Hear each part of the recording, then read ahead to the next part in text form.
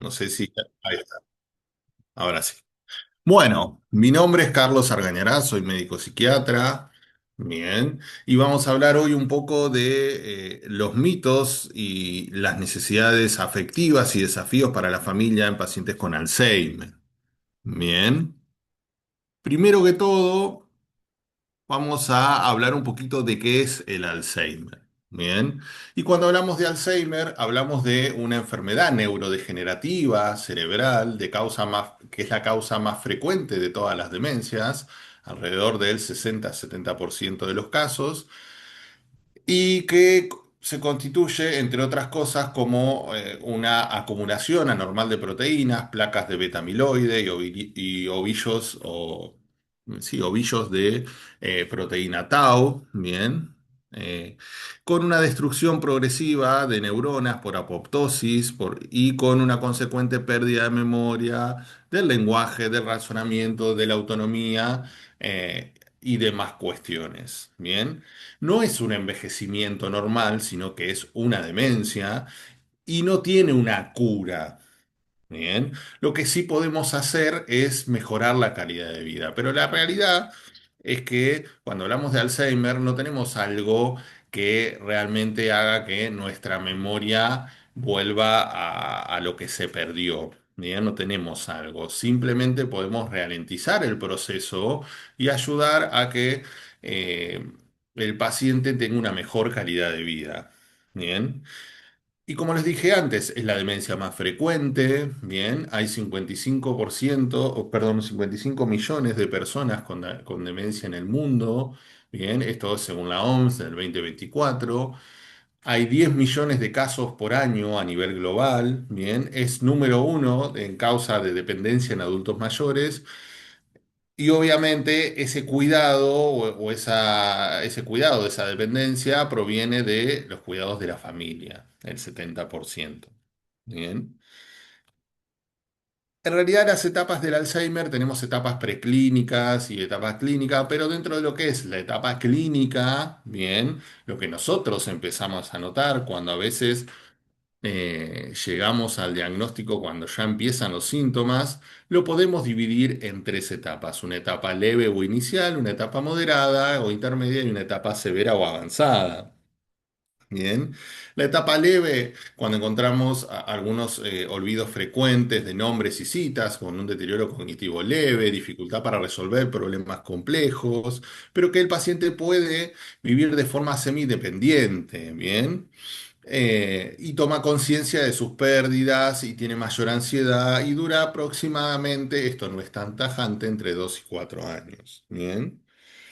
Después aparece ya una etapa más moderada, con un deterioro cognitivo más moderado, más marcado, con una confusión y con desorientación marcada, con dificultad para reconocer familiares, eh, necesita obviamente con mayor dependencia, con ayuda para realizar las tareas básicas de la vida diaria, con cambios de conducta, con agitación, sobre todo el sundowning, eh, que es esa agitación a la tardecita noche. Bien, y que también puede durar entre 2 a 10 años aproximadamente, y por tercero, una etapa más severa o avanzada, con una pérdida ya sí mucho más severa o más grave del lenguaje verbal y una dependencia total para todas las actividades, con mucha mayor vulnerabilidad tanto a infecciones como a trastornos deglutorios, con incontinencia de esfínteres, ¿bien? Y con una duración de 1 a 3 años donde realizamos lo que serían más cuidados paliativos y confort. Bien, bien. Eso es cuando hablamos de Alzheimer. Lo primero, antes de seguir, que seguramente después lo vamos a repetir, es entender que el Alzheimer no es solo la memoria, ¿bien? Pero no me voy a adelantar porque ahora cuando hablemos de mitos vamos a hablar un poco de eso, ¿bien? Entonces, la segunda fase de esta charla, ¿bien? Es cuáles son estos mitos o qué grandes mitos hay o qué se cree de la enfermedad o qué se cree popularmente y que no es así. Bien. Entonces, tanto sobre el Alzheimer como el cuidado. Bien, esto es importante porque nosotros tenemos que desmitificar y tenemos que saber dónde estamos parados para poder cuidar mejor y para poder cuidarnos nosotros mismos. Bien. Uno de los mitos es el Alzheimer es solo pérdida de la memoria. Como les iba a decir antes, en realidad el Alzheimer es una demencia. Y cuando hablamos de demencia, hablamos no solo de un trastorno neurocognitivo, sino que hablamos de un trastorno neurocognitivo asociado también a trastornos conductuales y asociado a una pérdida de la funcionalidad. Esos tres pilares son los que nos hablan de demencia. Bien.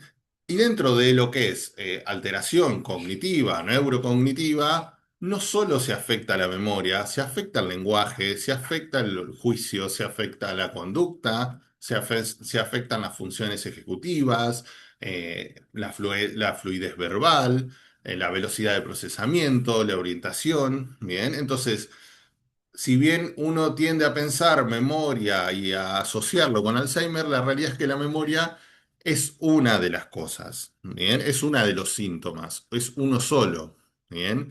Pero cuando hablamos de demencia tipo Alzheimer, no solo hablamos de memoria, hablamos de todo lo demás. El paciente puede estar más irritable, el paciente puede fluctuar en su estado de ánimo, el paciente tiene menos iniciativa, el paciente puede terminar teniendo alucinaciones.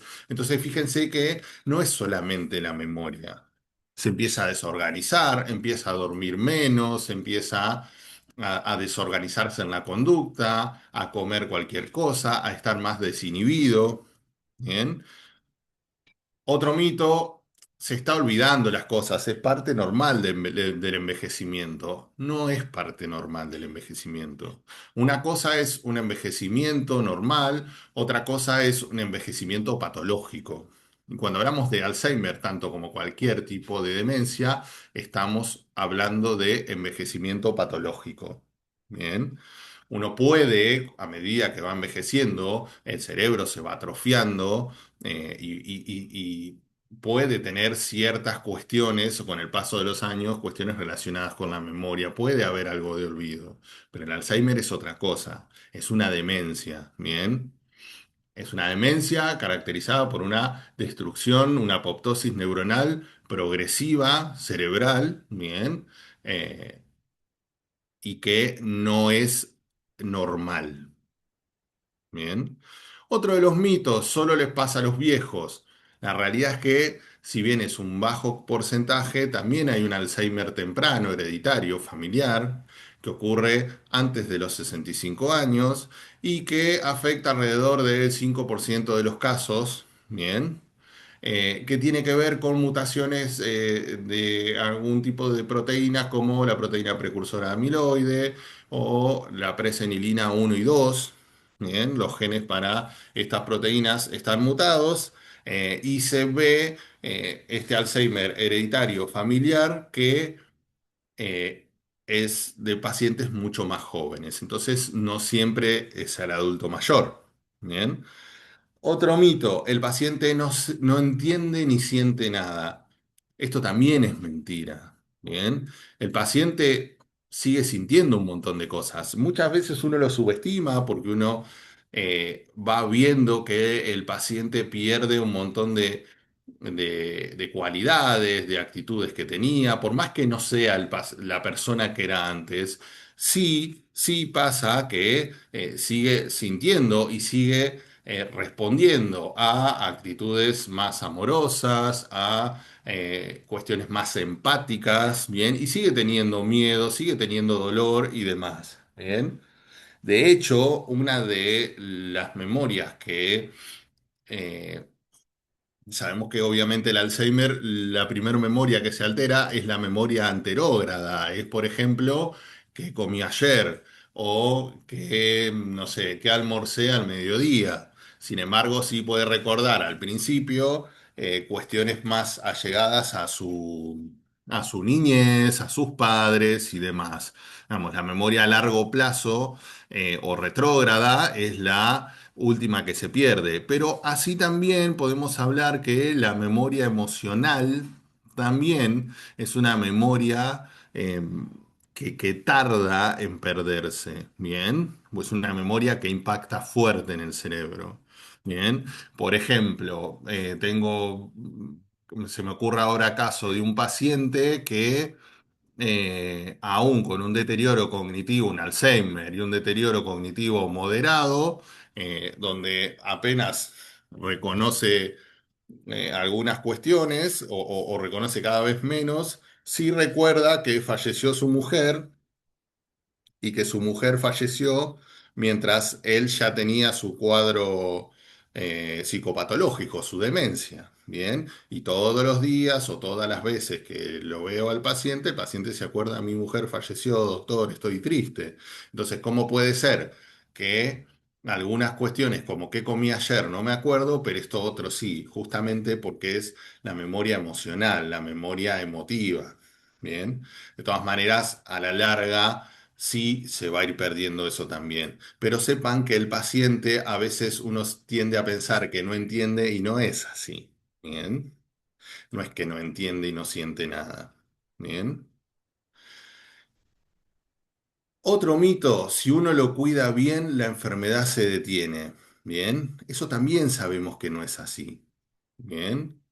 La enfermedad no se va a detener, solamente a veces podemos, por lo menos hasta ahora, hasta lo que hay, hoy, 18 de junio del 2026, podemos mejorar la calidad de vida y podemos retardar o retrasar algunas cosas, pero es una enfermedad progresiva e irreversible. Esto es así, lamentablemente, hasta hoy no tenemos otra cosa. Bien. Bueno, y siguiendo un poco con los mitos, bien, algunos mitos más, si se enferma de Alzheimer, yo también lo tendré, bien. Esto tampoco es así, si bien aumenta el riesgo de tener un familiar de primer grado, padre o madre, aumenta un riesgo modestamente, justamente no es una condena, bien. La parte genética influye sobre todo en aquel paciente con una demencia hereditaria, ¿no? Con un Alzheimer hereditario, que eran estos que hablábamos antes, familiar, de menos del 4 o 5% mundial, ¿bien? Que tienen que ver con algunos genes. Ahora, el Alzheimer, que más comúnmente se da, es multifactorial. Por supuesto que hay un mayor riesgo si dentro de las familias hubo pacientes, sobre todo de primer grado, o familiares de primer grado que tuvieron Alzheimer, pero eso no hace que uno vaya a tenerlo. Bien. Otro mito es el que el cuidador no puede pedir ayuda, que es su obligación. El cuidador tiene derecho a descansar, tiene derecho a pedir ayuda si no puede, si no alcanza. Bien, es importante porque además eso va a deteriorar la calidad de la atención del paciente. Bien, entonces del paciente, no, perdón, del cuidador. Entonces, tenemos un cuidador con mayor deterioro, sea familiar o sea cuidador profesional, bien, o sea, o se dedique a eso, o sea, el lugar del cuidador sea un familiar, tiene que pedir ayuda, bien, porque a la larga va a servirle al paciente, bien. Es importante eso de saber que uno no está solo con esto, que uno puede pedir y que hay lugares donde buscar ayuda. Bien. Otro mito, y entiendo que acá se juegan un montón de cuestiones, llevar al paciente a una institución es abandonarlo. Entiendo que uno, en un principio, sabemos que el paciente con Alzheimer, con este tipo de demencias, eh, el impacto de los cambios es grande y uno tiende a intentar armar algo si se puede, algo en su casa para no cambiar tanto y demás. Pero muchas veces la institucionalización puede ser una decisión importante, puede ser una decisión que le pueda hacer bien. No siempre es o no es un abandono. Bien, bien. Después vamos a ver, porque ahí estaba viendo que hay algunas preguntas, después en el chat, después las vamos a contestar. Pero siguiendo con esto, bien, y siguiendo con algunos mitos, ah, otro mito que hay es hablar con el Alzheimer al paciente lo pone peor. También, mentira. Cuando uno más trabaja con el paciente, sobre todo al inicio, cuando puede reconocer, cuando puede entender su diagnóstico, es importante que él lo pueda asimilar, que sepa qué es lo que le está pasando, que sepa ponerle nombre a esto de qué es lo que pasa que me estoy olvidando las cosas. Bien. Entonces, eso va a bajar la ansiedad, por ejemplo. Bien. Entre otras cosas. Bien. Bien. Y en consecuente, o sea, en contrario a si lo cuidas bien, la enfermedad se detiene, entendemos que no, pero tampoco podemos decir no se puede hacer nada, hay que resignarse. Bien. Entonces, lo que tenemos que entender es que podemos, una vez que esto ya está establecido, podemos ayudar a que el paciente tenga una mejor calidad de vida, ¿bien? Y podemos hacer que esto, que el avance no sea tan rápido, ¿bien? Entonces, tenemos tratamientos tanto farmacológicos como no farmacológicos, tenemos que empezar a armar rutinas, a ordenar al paciente, tenemos que, si el paciente está angustiado, está deprimido, poner un antidepresivo, si el paciente no duerme bien, arreglar las rutinas, higiene del sueño y a veces también fármacos para que el paciente descanse, ¿bien? Y por supuesto, montones de cosas que tienen que ver con rutinas y con rutinas sanas, como por ejemplo, y muy importante, la estimulación cognitiva, ¿bien? Ustedes saben que el cerebro muchas veces, si bien es otro tejido, funciona como un músculo. Bien, entonces nosotros tenemos que estimular esa memoria, tenemos que estimular el vocabulario, tenemos que estimular con el paciente este tipo de cuestiones para que se ejercite y no se pierda tan rápido. ¿Bien? Entonces, obviamente que hay una mayor efectividad si el paciente está realizando estimulación neurocognitiva, haciendo esto, a el paciente que quizás no tiene tantos cuidados, que tiende a aislarse, que está todo el día en la casa mirando televisión, acostado, cada vez más apático, cada vez más aislado. Bien, la actividad física es importante, el sueño también es importante, el apoyo afectivo es importante, todo esto mejora la calidad de vida. Entonces, si bien sabemos que no tenemos una solución, lo que se perdió, digamos, también sabemos que se pueden hacer muchas cosas. Bien, bien. Y ahora vamos un poquito a otro punto que son las necesidades afectivas del paciente. Bien. Entonces, estas cuestiones son importantes, empezar a valorar esos pequeños destellos o esos pequeños momentos de conexión con el paciente. Bien, la persona con Alzheimer puede olvidar quién sos, pero no olvida cómo uno lo hace sentir. Esto es importante. Bien, entonces cómo el paciente se siente, aunque no se pueda decir, aunque no lo pueda describir. Bien. Entonces, ¿qué necesita afectivamente el paciente? Amor. Bien, amor incondicional. Sentir que se sigue siendo amado, valorado, cariño, seguridad, protección, conexión afectiva. Bien, siempre desde la empatía, siempre desde el buen trato. Bien, hablar de forma pausada, reforzar afectivamente, validar, validación afectiva, bien, tratarlo de buena manera, con dignidad, con respeto, generalmente llamarlo por su nombre, nada de viejito, nada de, no, no, llamarlo por su nombre, bien, contacto físico, un mimo, una caricia, una sonrisa, una mirada, hablarle mirando a los ojos, bien. Entonces, por más que parezca que está un poco más perdido o un poco más, eh, hay algo ahí. Entonces hay que buscar todo eso. Bien, estimulación sensorial, ponerle música familiar, música que le haya gustado, olores, texturas. Bien.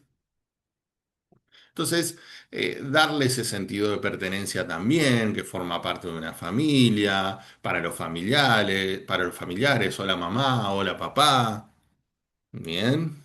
Por más que él no recuerde quiénes somos como hijos, por ejemplo, o ella. Bien. Bien. Entonces, siguiendo con todo esto, sabemos que la conducta es comunicación. Bien. Y tenemos que entender que muchas veces al no poder comunicarse como deben comunicarse o como uno esperaría que se comunicaran, a veces algunos síntomas pueden hablarnos de algunas cuestiones diferentes, ¿bien? Entonces, por ahí el paciente no puede hablar con palabras, pero sí puede hablar con conductas. Bien, muchas veces la agitación, la irritabilidad, los gritos tienen que ver con el dolor, con el miedo. Bien. Entonces uno tiene que responder de forma empática, tiene que validarlo positivamente, voz suave. Si uno ve que el paciente está receptivo al contacto físico, un abrazo, con calma, quédate tranquilo, todo va a estar bien, ¿en qué te puedo ayudar? Estoy acá para lo que necesites. Bien. Muchas veces la resistencia al baño por la pérdida de privacidad, por la vergüenza, respetar ese ritmo, explicar con calma. Bien. El vagabundeo, el caminar, es una forma de búsqueda de seguridad, de ansiedad. Ustedes también piensen que el paciente con Alzheimer es un paciente que también se va poniendo cada vez más ansioso, más miedoso. Bien, no quiere, le cuesta estar solo, tiene miedo que lo dejen solo. Bien, se va poniendo como más parecido a un chico en un montón de cuestiones, ¿no?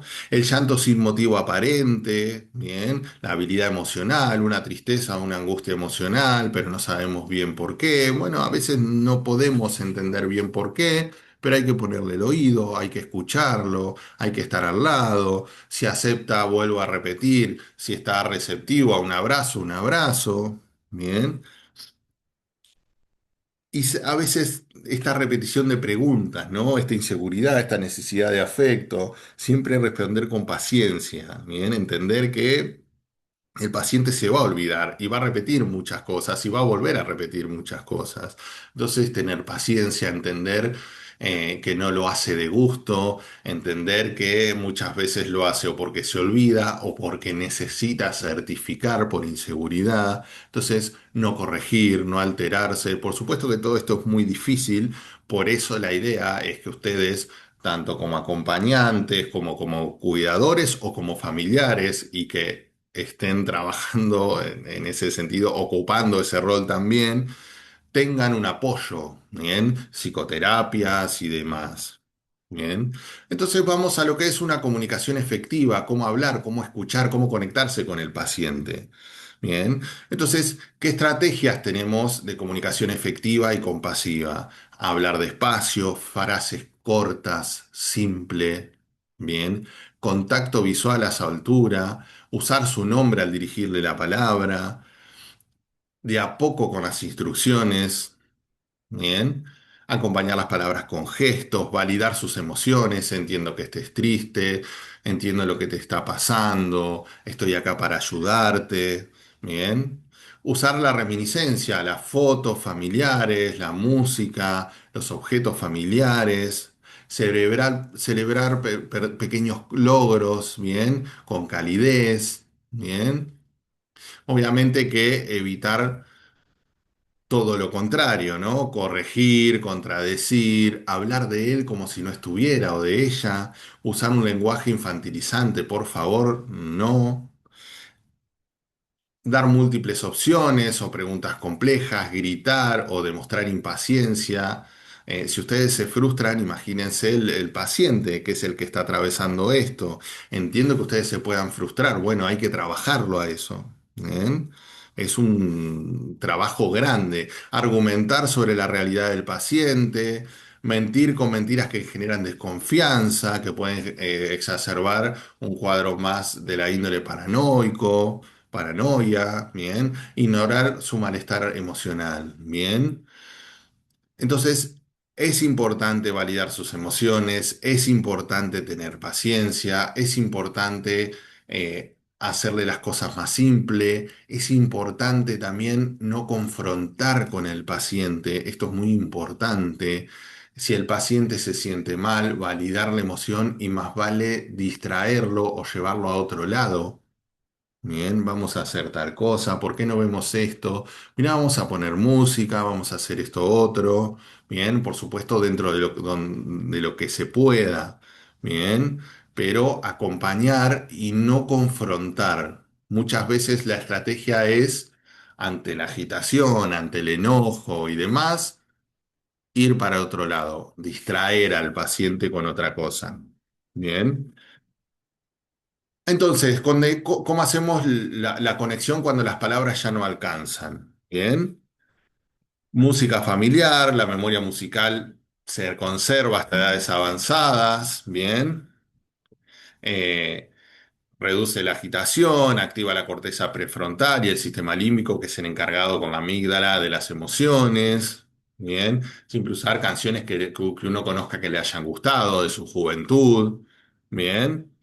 El contacto físico, si el paciente lo deja, porque no todos los pacientes lo dejan, pero si el paciente deja un mimo, una caricia, tomarle la mano, un abrazo, bien, es una activación de la vía oxitocinérgica, bien, entonces esto va a ayudar, bien, siempre ayuda, reduce el aislamiento emocional, bien.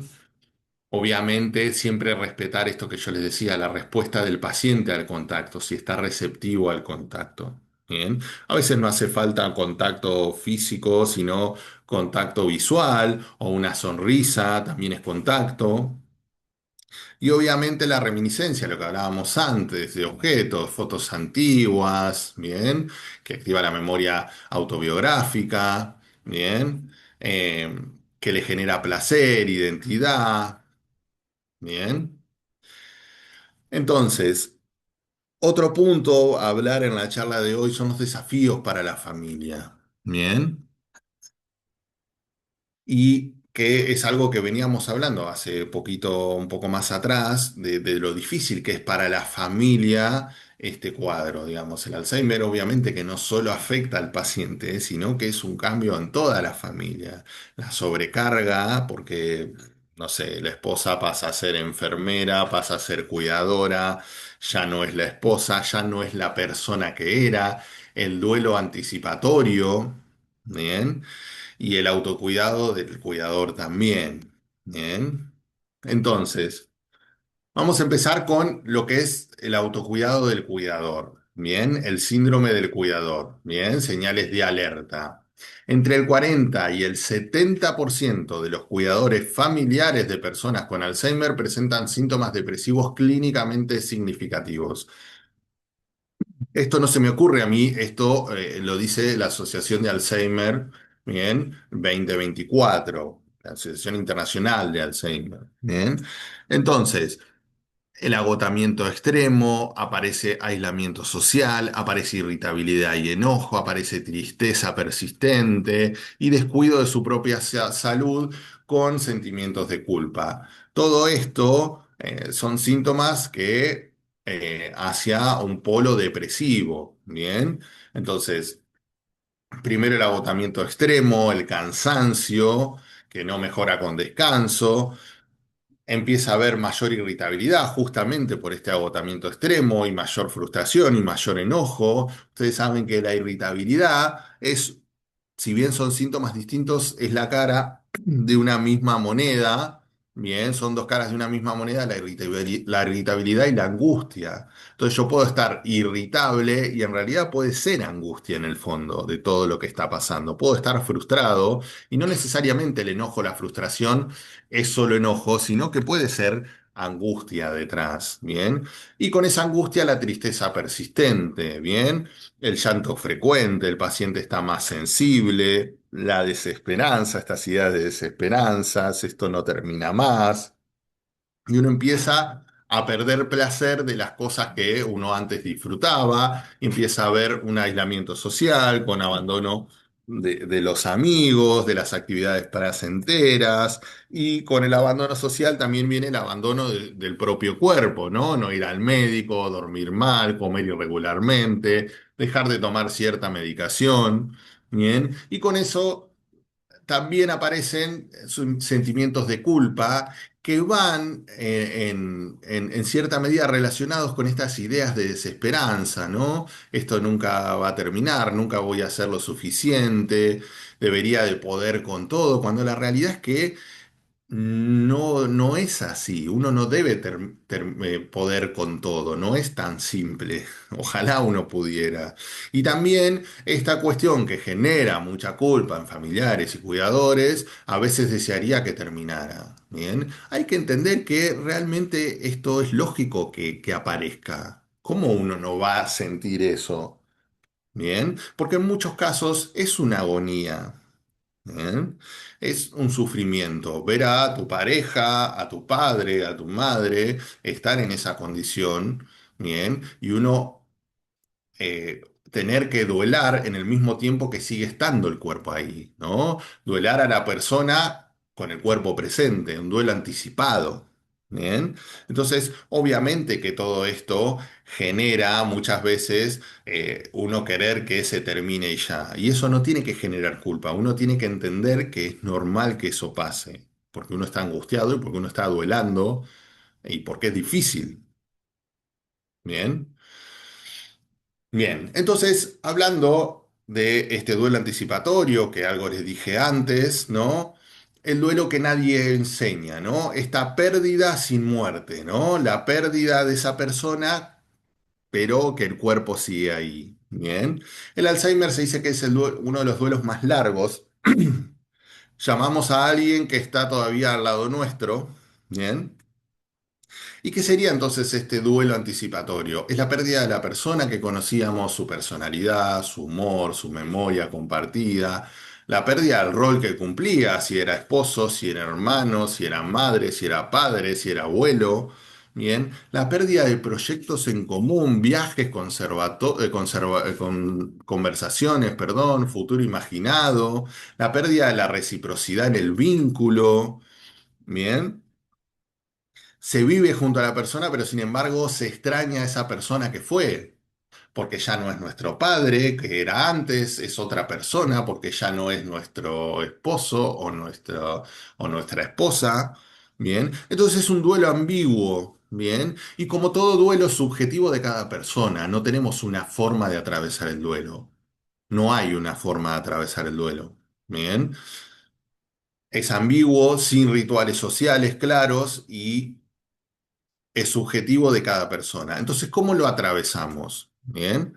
Nombrar y validar el duelo, bien, tengo derecho a sentir esto, validarse uno mismo, así como lo validamos al paciente, validar que uno tiene derecho a sentirse mal con todo esto, bien, y también tiene derecho a buscar ayuda y pedir ayuda, y tiene derecho a no poder con todo esto solo, bien, hablar con los otros que viven, grupos de ayuda mutua, bien, con la demás gente que lo vive, buscar acompañamiento psicológico individual, guardar objetos y recuerdos, fotografías, cartas, ¿bien? Empezar a hacer el duelo, aunque esté ahí, ¿bien? Encontrar significado en el cuidado presente, en el día a día, aprender a despedirse de cada etapa con amor y sin culpa, ¿bien?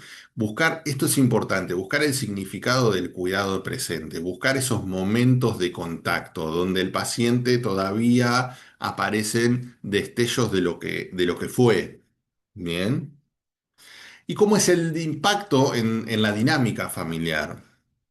Obviamente empieza una distribución desigual del cuidado, ¿no? Habitualmente el cuidado cae más sobre todo en una sola persona, frecuentemente mujer, hija, nuera, ¿bien? El resto puede no ver o no asumir su parte, ¿bien? Clásico ejemplo, mis hijos no lo ven, pero yo veo que se olvida las cosas, que está mal, que esto, que el otro, la esposa del paciente, hasta que los hijos empiezan a ver o empiezan a notar que la persona que lo ve día a día, todos los días, les está diciendo hace tiempo que está pasando algo con su padre, por ejemplo. Conflicto entre familiares, entre hermanos, desacuerdos sobre el diagnóstico, sobre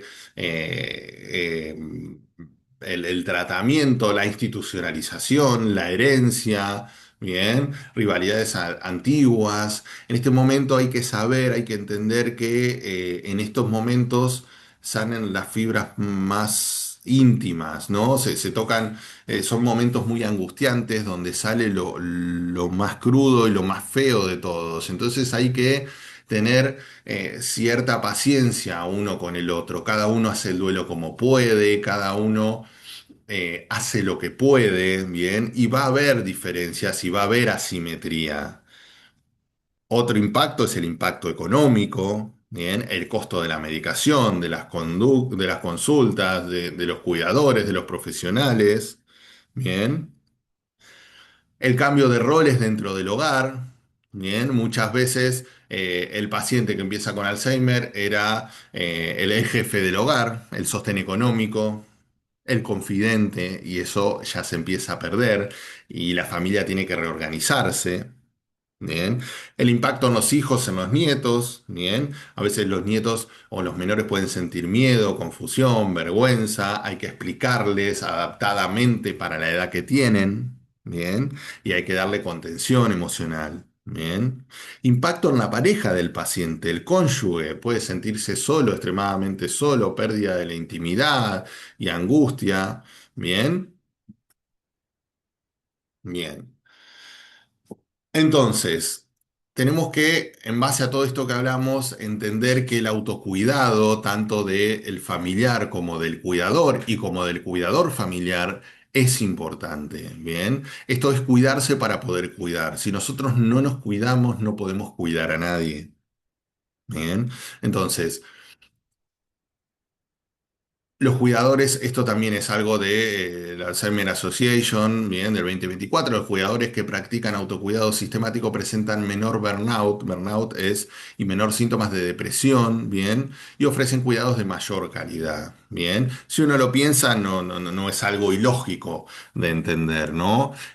Tener un buen descanso, dormir es obligatorio, que las jornadas que tengan jornadas que se puedan turnar, bien, y no jornadas muy extensas, organizar los turnos nocturnos, bien, eh, ir al médico propio, bien, cuidar su salud, no aislarse, bien, es mantener las rutinas sociales, bien, buscar ayuda psicológica, hacer ejercicio físico, bien, y encontrarle sentido a todo esto, ¿no? En el lugar que quieran, si son más la fe, la naturaleza, el arte, bien, lo que ustedes encuentren como para agarrarse espiritualmente, bien, bien. Y después tenemos algunos recursos de apoyos disponibles, hay muchos, bien, donde encontrar ayuda en Argentina y en el mundo, bien, saber que uno no está solo con todo esto, bien.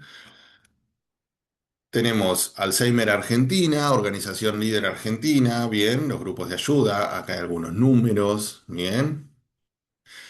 Asociación de Lucha contra el Mal de Alzheimer, bien, grupos de autoayuda de Cava y Gran Buenos Aires. Alzheimer Disease International, bien. Hay una línea de salud mental, bien. Hay un centro de asistencia al suicida, número 135, que es 24/7, bien. Está el Hospital de Clínica, el Centro de Neuropsiquiatría, del Cenecón, del doctor Brusco, bien. Ahí hay consultas especializadas en deterioro cognitivo, bien. Bien. Bueno, y después algunas estrategias, como para terminar, algunas estrategias prácticas para el hogar, bien. Establecer rutinas, lo que hablábamos antes. Es importante establecer rutinas. Hay que entender que el paciente, así como pierde su memoria, pierde adaptabilidad, ¿bien? Entonces, si yo le cambio mucho las rutinas, el paciente se va a desorganizar más fácil, el paciente se va a agitar más frecuentemente, se va a desorientar más frecuentemente. Entonces, tienen que ser rutinas predecibles, diarias, establecidas, horarios fijos de comida, de baño, de actividades, del descanso, del dormir. No puede el paciente un día acostarse a las 9 de la noche y otro día acostar al paciente a las 12 o a las 1 de la mañana. Se va a desorganizar. Hay que organizar al paciente y la forma de organizarlo es con rutina. ¿Bien? Por eso yo les decía al principio que muchas veces uno hace la analogía con un niño, ¿bien? Tiene que organizar al niño, tiene que darle rutinas, el niño no puede, bueno, empieza a pasar esto con este tipo de pacientes. Adaptar el hogar, quitar alfombras, instalar pasamanos, señalizar los baños, las habitaciones. Bien. Eh, Identificación del personal, pulsera con el nombre o teléfono del contacto. Bien. Simplificar el ambiente, eliminar objetos peligrosos. Bien. No hace falta mucho desorden visual. Bien. O reducirlo. Bien. Preparar actividades significativas y simples, algo de jardinería, música, dibujo. Bien. Que él se sienta o ella se siente, él digo por el paciente se sienta que hace cosas, pero cuestiones simples que puede hacer. Bien. Hablar siempre con el médico ante cambios de conducta, no asumir que es la enfermedad, sobre todo si son cambios muy agudos. Bien. Es importante eso. Bien. Porque muchas veces, más allá del cuadro, puede estar cursando con un cuadro orgánico, por ejemplo, un confusional, o con, por ejemplo, o cuadros agudos, donde hay mayor irritabilidad, donde hay cosas que o síntomas que hace 2 o 3 días no estaban. Bien, entonces es importante descartar estas cosas. Es importante que lo vea el especialista. Bien, planificar los relevos, organizar ayuda con familiares. Es importante organizarse, inclusive con vecinos. Bien, obviamente con cuidadores contratados. Bien. Bien, unirse a un grupo de ayuda mutua de cuidadores, eso también está bueno, sea presencial o sea online, bien. Y celebrar estos momentos de conexión genuina, aunque sean breves. Bien. Bien, entonces un poco como para terminar, el Alzheimer hay que entender es que es una enfermedad cerebral, que no es una debilidad, ni una culpa, ni que es un envejecimiento normal, para nada. El paciente sigue siendo una persona con emociones, con dignidad y con necesidad de amor, bien, más allá de que no encontremos todo el tiempo esa persona que alguna vez fue, bien. Cuidar al otro empieza por cuidarse a uno mismo, bien. No hay un cuidado perfecto, hay un cuidado presente y paciente y amoroso, y cada momento de conexión genuina vale más que cualquier técnica. Bien. Ahora sí, abro un poco el debate o lo que quieran preguntar. Vi que habían algunas preguntas en el chat, eh, pero pueden abrir sus micrófonos y preguntar.